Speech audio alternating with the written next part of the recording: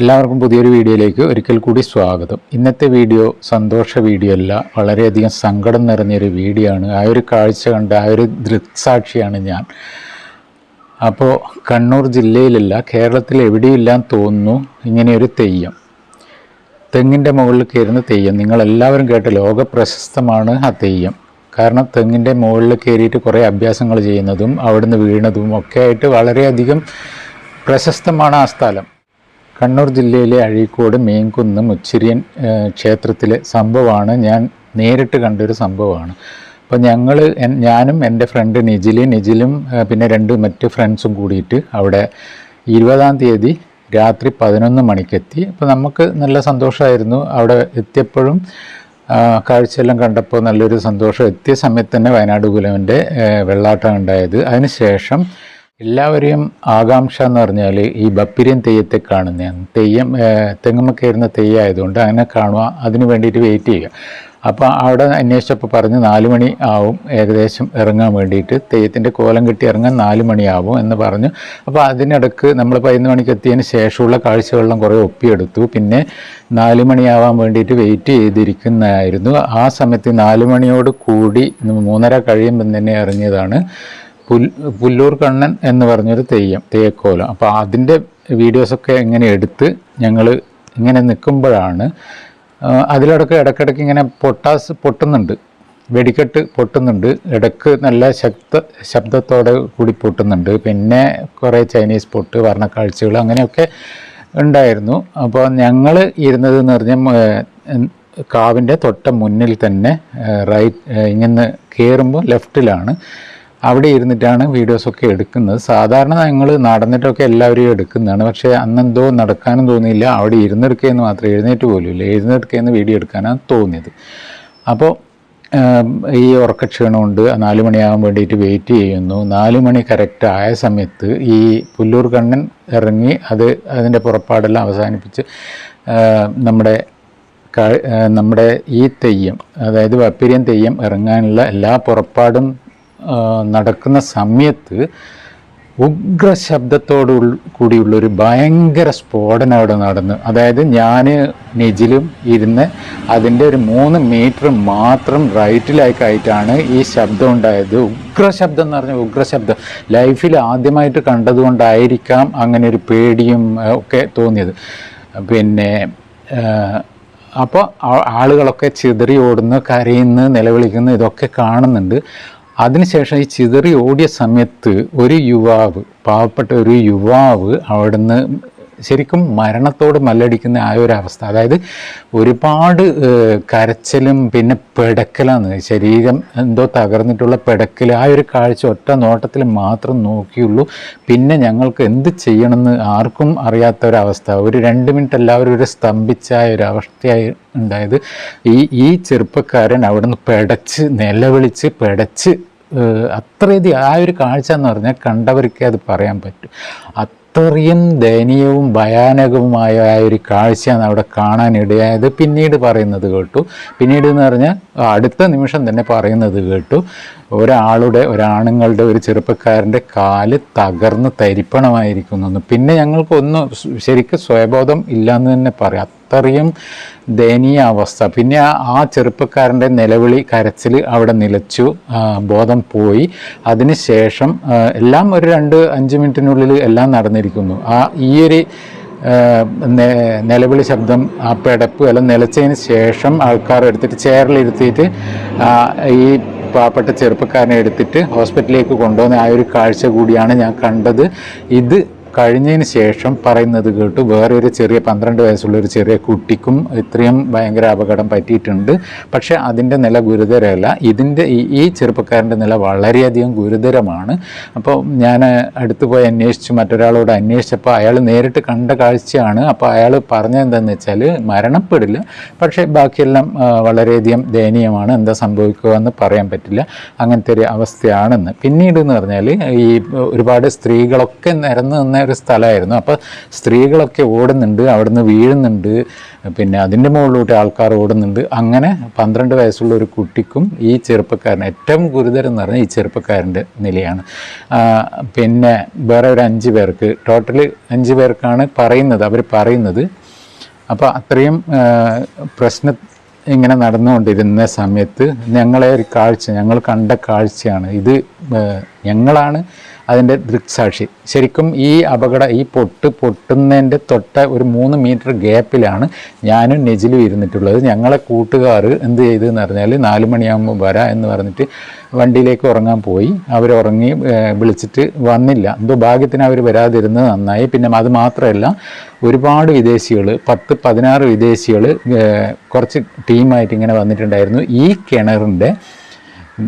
കിണറിൻ്റെ പടയിൽ തന്നെ ആൾക്കാർ, കിണറിൻ്റെ ചുറ്റും തന്നെ ആൾക്കാർ നിരന്ന് നിന്നിട്ടുണ്ട്. അതായത് വിദേശികൾ 4 പേര് ഉണ്ട്, പിന്നെ ഒരു യൂട്യൂബർ ഉണ്ട്, അതേപോലെ തന്നെ മറ്റൊരു ചെറിയൊരു യൂട്യൂബറും കൂടി അവിടുന്ന് വീഡിയോ എടുത്തുകൊണ്ടേ ഇരിക്കുന്നുണ്ട്. അപ്പം ഞാൻ ആ വീഡിയോ ഇതൊക്കെ ഞാൻ ഷൂട്ട് ചെയ്തിട്ടുണ്ടായിരുന്നു. കാരണം ഈ ബോംബ് പൊട്ടുന്നതിന് തൊട്ട് മുന്നേ ഷൂട്ട് ചെയ്തുകൊണ്ടേ ഇരിക്കുകയാണ്. ബോംബ് പൊട്ടിയതിന് ശേഷം എൻ്റെ ക്യാമറ ഓട്ടോമാറ്റിക്കായിട്ട് തന്നെ ഓഫായിപ്പോയി. അത്രയും ഇതായിരുന്നു.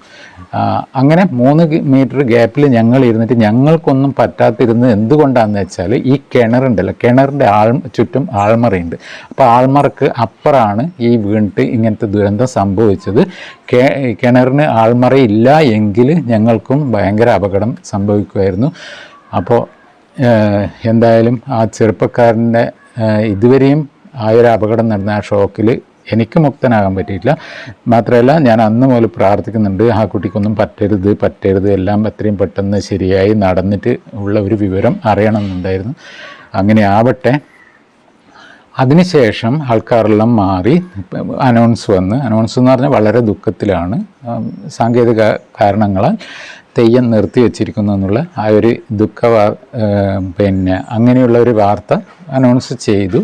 അതിനുശേഷം പിന്നെ ഞങ്ങൾ വീണ്ടും മുകളിലോട്ട് പോയപ്പോൾ കാണുന്ന കാഴ്ച എന്ന് പറഞ്ഞാൽ അവിടെ ബ്ലഡും അതുപോലെ ഇറച്ചി കഷ്ണങ്ങളും ഒക്കെ ഉണ്ടായിരുന്നു. ആ ഇറച്ചി കഷ്ണങ്ങളൊക്കെ കഴുകിയിട്ട് അങ്ങ് നീക്കുന്ന ഒരു ദയനീയ കാഴ്ചയാണ് കണ്ടത്. പിന്നെ ആ മിട്ടിൻ്റെ ഉള്ളിലുള്ളതാണോ എന്ന് എനിക്കറിയില്ല, കുപ്പിച്ചില്ല് ഒക്കെ അങ്ങോട്ട് തുടച്ച് നീക്കുന്നുണ്ടായിരുന്നു. അങ്ങനെ വല്ലാത്തൊരു കാഴ്ചയാണ് ഉണ്ടായത്. എത്രയെത്ര മക്കൾ, എത്രയെത്ര വലിയ ആൾക്കാർ, എത്രയെത്ര മനുഷ്യരുടെ ജീവനായി ഇങ്ങനെ പോകുന്നത്. എന്തിനാ ഈ വെടിക്കെട്ട്? ഉത്സവം എന്ന് പറയുന്നത് അല്ലെങ്കിൽ ആഘോഷം എന്ന് പറയുന്നത് വെടിക്കെട്ടാണോ? ആഘോഷം എന്ന് പറയുന്നതിൽ മാറ്റി നിർത്താൻ പറ്റാത്ത ഒറ്റൊരു കാര്യമാണ് ചെണ്ടയുണ്ടെങ്കിൽ ആഘോഷമായി, ചെണ്ടയില്ല എങ്കിൽ ആഘോഷം ഇല്ല. അപ്പോൾ ഈ ചെണ്ട ആണ് ഏറ്റവും മെയിൻ. ഇനി ചെണ്ടയില്ലെങ്കിലും ജനങ്ങളെ ആകർഷിക്കാൻ വേണ്ടിയിട്ട് ഒരുപാട് കലാരൂപങ്ങളുണ്ട്. ഗാനമേളയുണ്ട്, മറ്റ് പലതരം എനിക്ക് സംസാരിക്കാൻ തന്നെ വളരെയധികം ബുദ്ധിമുട്ടുണ്ട്. മറ്റ് കലാപരിപാടികൾ ഒരുപാടുണ്ട്. അപ്പോൾ അങ്ങനെയുള്ള കലാപരിപാടികൾ കൊണ്ടുവന്ന ജനങ്ങൾ കാണും, ആസ്വദിക്കും. ഇതെന്ന് പറഞ്ഞാൽ ഓരോ ജീവനുകൾ, ഇനിയിപ്പം ആ കുട്ടി എങ്ങനെയാണ് തിരിച്ചു വരുന്നതെന്ന് അറിയില്ല, കാല് ഉണ്ടോ ഇല്ലയോ ഒന്നും അറിയില്ല. അങ്ങനെയാണെങ്കിൽ ജീവിതകാലം മുഴുവൻ ആ കുട്ടി നരയിക്കണം. അതുപോലെ തന്നെ ആ കുട്ടിയുടെ വീട്ടുകാർ, ഇത് ആര് നോക്കും? ഇവരുടെ ചെലവ് ആര് നോക്കും? ഇവർക്ക് ആര് ജോലി കൊടുക്കും? ഇങ്ങനത്തെ എല്ലാം അവസ്ഥയിൽ നിന്ന് എന്ത് വേണമെന്ന് പറഞ്ഞാൽ ഈ വെടിക്കെട്ട് കംപ്ലീറ്റ് ഒഴിവാക്കണം. ഉത്സവങ്ങളിൽ വെടിക്കെട്ട് പാടേയില്ല. അതേപോലെയാണ് ആന. ഉത്സവത്തിന് ആനയെ ഒഴിവാക്കണം. ആന എത്ര പേരെ ചവിട്ടിക്കൊന്നിട്ടുണ്ട്, എത്ര പേർക്ക് അപകടങ്ങൾ സംഭവിച്ചിട്ടുണ്ട്, എന്തൊക്കെ ന്യൂസുകളാണ് നമ്മൾ ദിവസവും കാണുന്നത്. അപ്പോൾ ഈ ആനയും വെടിക്കെട്ടും കംപ്ലീറ്റ് ഒഴിവാക്കണം. അതിനു വേണ്ട നടപടി എടുക്കേണ്ടത് അത്യാവശ്യമാണ്. ഇനിയും അങ്ങോട്ട് വൈകിക്കൊണ്ടിരുന്ന ഓരോ ജീവൻ പൊലിയുമ്പോൾ ആ കുടുംബത്തിന് തീരാ നഷ്ടമാണ്. അതുപോലെ തന്നെ ഈ വർണ്ണക്കാഴ്ചകളിലെ പൊട്ട് എന്ന് പറയുമ്പോൾ, അല്ലെങ്കിൽ ആനയെ കൊണ്ടുവരിക എന്ന് പറയുമ്പോൾ ചിലരുടെ പൈസയുടെ ഹുങ്കായിരിക്കാം. ചിലർ പറയും എൻ്റെ വക വെടിക്കെട്ട്, അല്ലെങ്കിൽ എൻ്റെ വക പിന്നെ ആന എഴുന്നള്ളത്ത്, ഇങ്ങനെയൊക്കെ പറഞ്ഞിട്ട് ഓരോരാളെ പൈസ കാണിക്കുക, അല്ലെങ്കിൽ അവരുടെ ആ പ്രൗഢി കാണിക്കാൻ വേണ്ടിയിട്ട് പലരും രംഗത്ത് വരും. അപ്പോൾ അങ്ങനെ പ്രൗഢി കാണിക്കാൻ വേണ്ടിയിട്ടാണെങ്കിൽ എത്രയെത്ര മനുഷ്യരുണ്ട് ഇങ്ങനെ നരയിക്കുന്ന ആൾക്കാർ. വീടില്ല, ഭക്ഷണമില്ല, ഭക്ഷണം കഴിക്കാൻ വകയില്ല, അങ്ങനെയുള്ള എത്രയെത്ര ആൾക്കാരുണ്ട്. അവരെയൊക്കെ ഒന്ന് സഹായിക്കാൻ നോക്കൂ. അങ്ങനെയാണെങ്കിൽ നമ്മുടെ സഹോദരങ്ങൾ രക്ഷപ്പെടും, അല്ലെങ്കിൽ അവർക്ക് ജീവിക്കാനുള്ള ഒരു എന്തെങ്കിലും മാർഗം ഉണ്ടാവും. അങ്ങനെയൊക്കെ ചെയ്യുക എന്നല്ലാതെ ഈ വെടിക്കെട്ട് എന്ന് പറയുമ്പോൾ കത്തിച്ചിട്ട് അങ്ങ് കളയുന്ന പൈസ ലക്ഷങ്ങൾ കത്തിച്ചിട്ട് കളയുന്നുണ്ട്. അതേപോലെ തന്നെ ആനയെ കൊണ്ടുവന്നിട്ട് ആനയ്ക്ക് നേരിയ ഉപദ്രവമുണ്ട്, അതുപോലെ തന്നെ ആനയിൽ നിന്നും മനുഷ്യൻ നേരിടുന്നത് ഉപദ്രവമാണ്. ഇതൊക്കെ എന്ന് പറഞ്ഞാൽ ഓരോ കുടുംബത്തിൻ്റെയും നാശങ്ങളായി മാറുകയെന്ന്, ഓരോ കുടുംബത്തിനും തീരാ ദുഃഖമായി മാറുകയെന്ന്. അതുകൊണ്ട് വെടിക്കെട്ട് കംപ്ലീറ്റ് ഉത്സവങ്ങളിലോ ആഘോഷങ്ങളിലോ വെടിക്കെട്ടും ആനയും കംപ്ലീറ്റ് നിരോധിക്കണം എന്ന ഒരു അഭ്യർത്ഥനയുണ്ട്. അതുപോലെ തന്നെ ഇങ്ങനെയുള്ള അപകടങ്ങൾ പറ്റിയാൽ ഈ ചെറുപ്പക്കാർക്ക് അല്ലെങ്കിൽ അമ്മമാർക്ക് അല്ലെങ്കിൽ ചെറിയ കുട്ടികൾക്ക് ആര് തൊഴിൽ കൊടുക്കും? എങ്ങനെ അവർ പിന്നീട് ജീവിക്കും? ഈ ഹോസ്പിറ്റൽ ചിലവ് ആര് കൊടുക്കും? ഇതിനൊക്കെ ഒരു ചോദ്യചിഹ്നം വരുന്നുണ്ട്. അപ്പോൾ ഇതേപോലത്തെ അപകടങ്ങൾ ഒഴിവാക്കാൻ മറ്റൊരു വഴിയും ഇല്ല. എല്ലാവരും ഒത്തൊരുമിച്ചിട്ട് പ്രവർത്തിച്ചാൽ, അതായത് അമ്പലങ്ങളിലോ അല്ലെങ്കിൽ ഉത്സവങ്ങളിലോ ആനയെ കൊണ്ടുവരാൻ പാടില്ല എന്ന് എല്ലാവരും ഉണർന്ന് പ്രവർത്തിച്ചാൽ, അതേപോലെ തന്നെ വെടിക്കെട്ട് പാടില്ല എന്ന് ഓരോരോ ഉത്സവങ്ങൾക്ക് വെടിക്കെട്ട് വരുമ്പോൾ ഓരോരോ ആളുടെ ശരീരത്തിൽ വന്ന് തെറിക്കുമ്പോൾ എല്ലാവരും ചിതറി ഓടുകയെന്ന്. അവിടെ എത്ര ജീവനുകൾ പൊലിയെന്ന് ആർക്കും പറയാൻ പറ്റില്ല. പൊലിഞ്ഞ് കഴിഞ്ഞിട്ട് അല്ലെങ്കിൽ നഷ്ടം സംഭവിച്ച് കഴിഞ്ഞിട്ട് TV ചാനലിലും അങ്ങനെ ന്യൂസുകളൊക്കെ വന്നിട്ട് ഒരു കാര്യമില്ല. ഈ അപകടങ്ങൾ ഉണ്ടാകുന്നതിന് മുന്നേ അത് നിയന്ത്രിക്കാൻ നോക്കണം. ചെറുപ്പക്കാരനെ ആശുപത്രിയിലേക്ക് കൊണ്ടുപോയതിന് ശേഷം അവിടെ ഒത്തിരി ആൾക്കാർ പിന്നെയും അവിടെയുണ്ട്. എല്ലാവരും തിരിച്ചു പോയൊന്നുമില്ല. പക്ഷെങ്കിൽ അതിൻ്റെ നടുക്കുന്ന ഒരു ചെറിയൊരു മോൻ പറയുന്നത് കേട്ടു, കണ്ട് സഹിക്കാൻ പറ്റിയില്ല, കാല് ചിന്നിച്ചിതറി എന്ന് പറയുന്നത് കേട്ടു. പിന്നെ കുറേ ആൾക്കാർ പറയുന്നു ഒരുപാട് കൊതിച്ചിട്ട് ഉറക്കൊഴിഞ്ഞിട്ട് വന്ന് തെയ്യം കാണാൻ വന്നതാണെന്ന്, അതും നഷ്ടമായി എന്ന്. ഇവരുടെ എല്ലാം മനസ്സ് ഒന്ന് ചിന്തിച്ച് നോക്കി. അതും പറയുന്നത് ആണുങ്ങളൊന്നുമല്ല, സ്ത്രീകളാണ് പറയുന്നത്. ഇവരുടെ എല്ലാം മനസ്സ് കല്ല് എന്നല്ലാതെ വേറെ എന്ത് പറയാം? ഇത്രയും വലിയ അപകടം നടന്ന് ആ ഒരു ചെറുപ്പക്കാരൻ്റെ ജീവൻ തിരിച്ചു കിട്ടുമോ ഇല്ലയോ എന്നൊന്നും അറിയില്ല. അത്രയും വലിയ ഒരു സ്ഫോടനം അവിടെ നടന്നിട്ട് ഇത്രയും പ്രശ്നങ്ങളായതിന് ശേഷമുള്ള പറച്ചിലാണ് ആ പറച്ചിൽ. അപ്പോൾ ഇതാണ് അവസ്ഥ.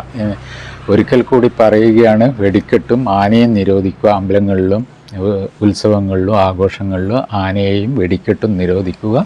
അതിന് ബദൽ ഒരുപാട് കലാരൂപങ്ങളുണ്ട്. അങ്ങനെ കലാരൂപങ്ങൾ കൊണ്ടുവന്നാൽ ആ കലാകാരന്മാരുടെ കുടുംബത്തിനും കലാകാരന്മാർക്കും വളരെയധികം സഹായമായിരിക്കും. എന്തായാലും ഈ ഒരു ചെറുപ്പക്കാരൻ്റെ നില വളരെ ഗുരുതരമായിരുന്നു. എന്തായാലും യാതൊരു പ്രശ്നമില്ല എന്ന് പറഞ്ഞിട്ട് തിരിച്ചു വരട്ടെ. ആദ്യം കണ്ണൂർ കൊണ്ടുപോയി, കണ്ണൂർ ഹോസ്പിറ്റലിൽ നിന്ന് നേരെ മംഗലാപുരത്തേക്ക് കൊണ്ടുപോയി എന്നാണ് അറിയാൻ കഴിഞ്ഞത്. പിന്നെ അതുമാത്രമല്ല, ആ സ്ഥലത്ത് തന്നെ ഞങ്ങൾ ഉള്ളതുകൊണ്ട് മറ്റ് ചാനലിലെല്ലാം ഞങ്ങളെ അവിടുന്ന് ആ ചാനലൊക്കെ കാണുന്നുണ്ട്. അല്ലാതെ ഇത് കേൾവി കൊണ്ട് ഞാൻ പറയുന്നില്ല. ഞാനവിടെ ഇരുന്നിട്ട്, ഞാനും എൻ്റെ സുഹൃത്ത് യൂട്യൂബറുമായ നിജിലും രണ്ടുപേരും അടുത്തടുത്ത് ഇരുന്നിട്ടാണ് ഞങ്ങളിത് കാണുന്നതും. പെട്ടെന്ന് സ്തംഭിച്ചു പോയി, ഒന്നും ചെയ്യാൻ പറ്റിയില്ല, എന്ത് ചെയ്യണമെന്നറിയില്ല. അങ്ങനത്തെ ഒരു അവസ്ഥയിലായിരുന്നു. ഒരിക്കൽ കൂടി പറയുകയാണ്, ദയവ് ചെയ്ത് ഒരുപാട് കുടുംബങ്ങളുടെ പ്രതീക്ഷ, ചെറുപ്പക്കാരൊക്കെ ആകുമ്പോൾ ആ കുടുംബങ്ങളുടെ അച്ഛൻ്റെയും അമ്മേൻ്റെയും മറ്റു പ്രതീക്ഷ നശിച്ചു പോകുന്നതാണ്. അപ്പോൾ ഇങ്ങനെ ഒരു സംഭവം വന്നപ്പോൾ എൻ്റെ മക്കളെയും കൂടി കുറിച്ച് ഓർത്തുപോയി ഞാൻ. കാരണം അവരൊക്കെ ഉത്സവങ്ങളിലോ എല്ലാം കാണാൻ പോകുന്നതാണ്. അപ്പോൾ ഇതേപോലെ വീട്ടിൽ നിന്ന് ഇറങ്ങിയിട്ട് വേഗം വരും അല്ലെങ്കിൽ രാവിലെ വരും എന്ന് പറഞ്ഞിട്ട് പോയ ചെറുപ്പക്കാരനായിരിക്കും ആ കുട്ടി. അപ്പോൾ അവൻ്റെ എല്ലാം വീട്ടിൻ്റെ എല്ലാം അവസ്ഥ ഇപ്പം തന്നെ എത്ര പൈസ ചിലവായിട്ടുണ്ടാകും, അതൊക്കെ എത്ര ബുദ്ധിമുട്ടിയിട്ടായിരിക്കും ആ പൈസയൊക്കെ ഉണ്ടാക്കിയിട്ടുണ്ടാകും. അപ്പോൾ എന്തായാലും എല്ലാവരും ഒന്നടങ്കം പറയണം, ഒന്നടങ്കം ഉണർന്ന് പ്രവർത്തിക്കണം. ഈ ഉത്സവങ്ങളിൽ വെടിക്കെട്ടും ആനയെ നിരോധിക്കണമെന്ന്. ഇനി ഇങ്ങനെയൊരു അപകടം ഇല്ലാതിരിക്കട്ടെ. അപ്പോൾ ഈ വീഡിയോ തൽക്കാലം ഇവിടെ നിർത്തുന്നു. സഹിക്കാൻ പറ്റുന്നില്ല, കണ്ട കാഴ്ച ഇപ്പോഴും ഓർക്കാൻ പറ്റുന്നില്ല. അതായത് ഫെബ്രുവരി 20 ഞങ്ങൾ അവിടെ എത്തി. 21 പുലർച്ചെ 4 മണിക്കാണ്, കറക്റ്റ് 4 മണിക്കാണ് ഈ ഒരു സംഭവം നടക്കുന്നത്. ഇനി ഒരു ക്ഷേത്രങ്ങളിലോ ഉത്സവങ്ങളിലോ ഇങ്ങനത്തെ ഒരു അപകടങ്ങളും ഇല്ലാതിരിക്കട്ടെ എന്ന് ആഗ്രഹിക്കുന്നു, പ്രാർത്ഥിക്കുന്നു എന്ന് പറഞ്ഞിട്ട് കാര്യമില്ല. കാരണം ദൈവമുണ്ട് എന്ന് പറഞ്ഞ സ്ഥലത്ത് തന്നെയാണ് ഇങ്ങനെയൊക്കെ സംഭവിക്കുന്നു. അതുകൊണ്ട് ഇനി ഒരാൾക്കും ഇങ്ങനെ വരാതിരിക്കട്ടെ എന്ന് അതിയായി ആഗ്രഹിക്കുന്നു.